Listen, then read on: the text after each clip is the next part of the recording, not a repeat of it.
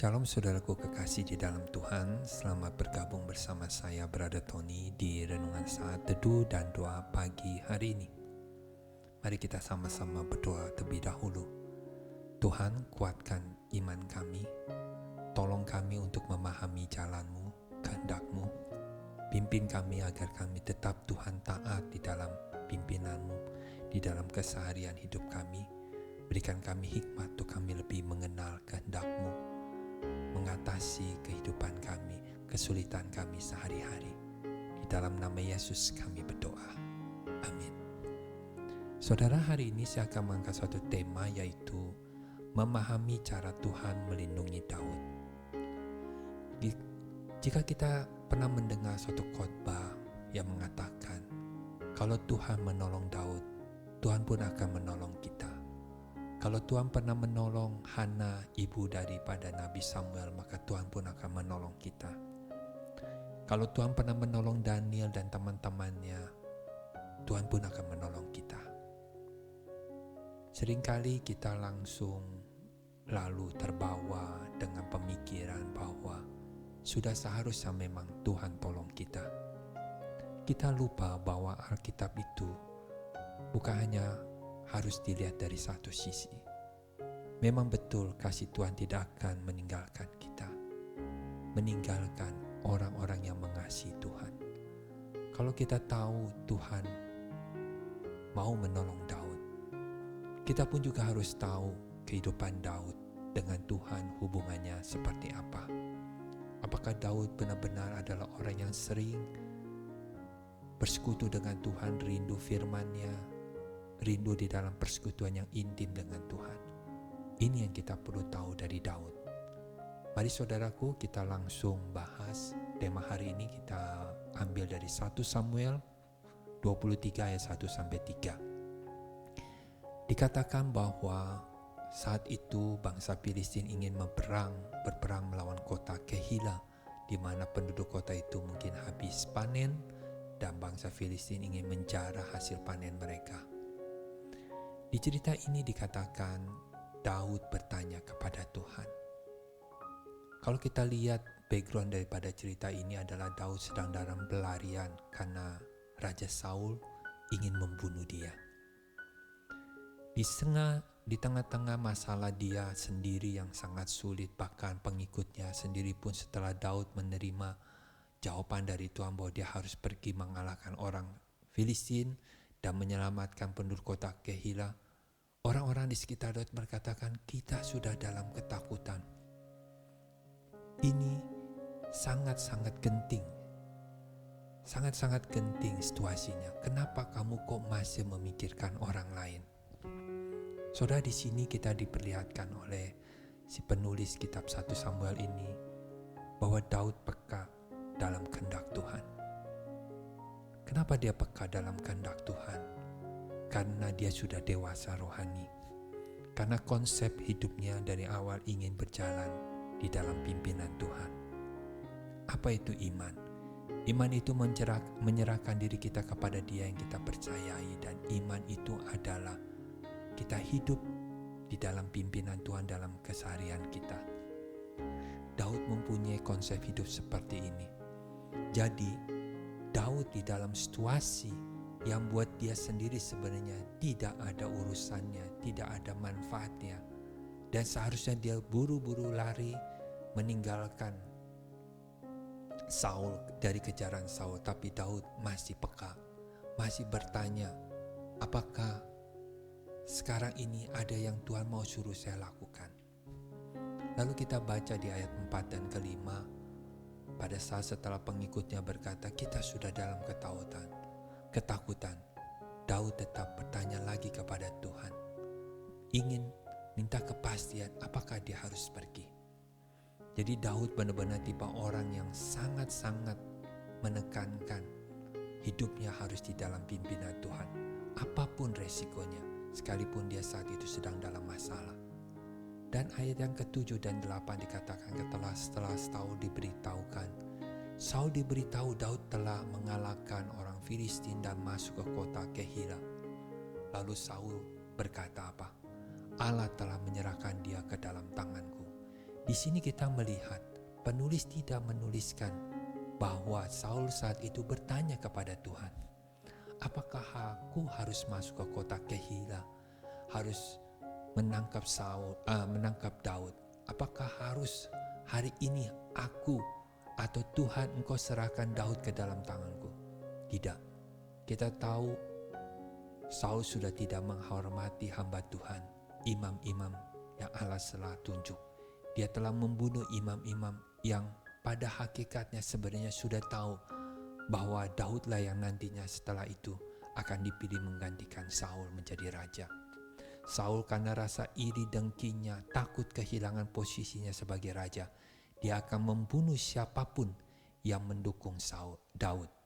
Saul bakal berniat juga membunuh Nabi Samuel. Bahkan Nabi Samuel pun juga tahu kalau sampai Saul mengetahui Nabi Samuel ada sedikit saja mendukung Daud, maka nyawa dia pun juga akan menghadapi suatu kesulitan. Di ayat 9 dan ke-10 dikatakan, saat Daud mengetahui peristiwa ini, dia tahu niat jahatnya Raja Saul. Dia berkata kepada Imam Abiatar, katanya, bawalah efod itu kemari. Tentu kata ini, bawalah efod itu kemari, perlu kita pahami maknanya. Bukan seakan-akan ini suatu hal yang mistis. Daud sedang menjadikan baju efod sebagai suatu berhala. Tidak. Di sini kita mungkin harus melihat dari satu sisi bahwa betapa Daud menghargai posisi atau peran daripada seorang imam. Karena sebelumnya waktu di ayat 3 dan 4 Daud bertanya kepada Tuhan, saat itu tidak ada baju efod, tidak ada Imam Abiatar, karena Imam Abiatar kemudian di ayat yang ke-6 baru dia datang mencari Raja Daud.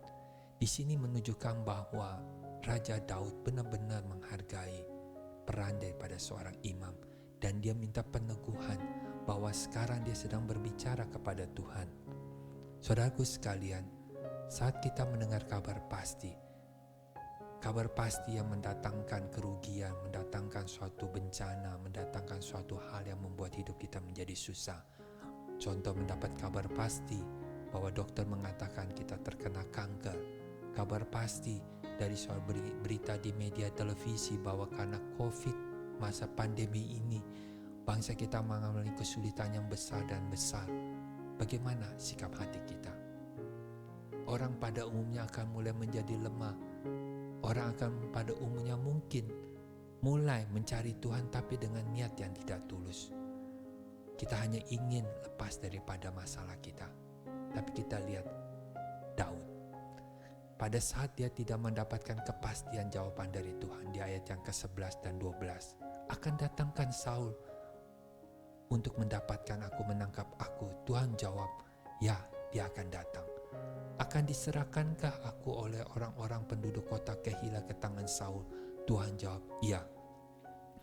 Bayangin, Daud tidak selalu mendapatkan suatu jawaban seakan-akan Tuhan menjaga dia, menolong dia. Tetapi sekarang ini yang Daud terima jawaban daripada Tuhan. Seakan-akan suatu hal, kepastian ini pasti benar-benar akan terjadi 100%. Dan selanjutnya Tuhan juga tidak mengatakan apa-apa. Harus bagaimana dan harus bagaimana. Daud harus mengambil keputusan sendiri. Pergi ke padang gurun, berlindung di tempat-tempat perlindungan. Tetapi di ayat 14 dan 15 penulis mengatakan, dan selama waktu itu Saul mencari dia, tetapi Allah tidak menyerahkan dia ke dalam tangannya. Karena Daud tidak mendapatkan suatu kabar, kepastian, atau cara yang pasti Allah menolong dia. Bagaimana langkah selanjutnya di dalam pelarian dia? Daud juga akan merasa takut. Dia takut karena Saul tetap terus akan mencabut nyawanya. Saudara sekalian, pada saat kita ikut Tuhan, apakah hidup kita tidak ada masalah? Tentu ada masalah. Masalah pasti ada. Bedanya bagi orang yang hidupnya ingin ada di dalam Allah, mencari, mengenal, bertekad hidup menurut kehendak-Nya, Tuhan pasti akan mendatangkan kebaikan kepada dia, yaitu di Roma 8 ayat 28. Memahami masalah adalah salah satu kunci untuk meraih kemenangan dari masalah yang kita hadapi.